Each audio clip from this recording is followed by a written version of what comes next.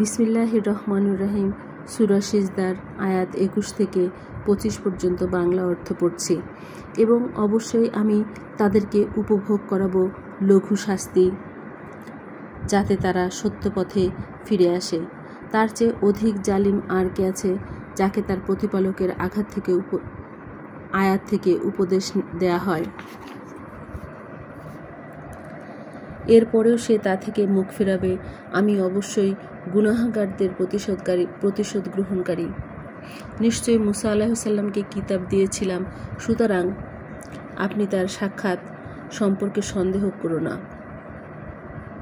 এবং আমি তাকে বনী ইসরায়েলের জন্য পথ প্রদর্শক করেছিলাম, এবং আমি তাদের মধ্যে মধ্য হতে নেতা করেছিলাম, যারা আমার নির্দেশ মোতাবেক লোকদেরকে সঠিক পথ প্রদর্শন করত।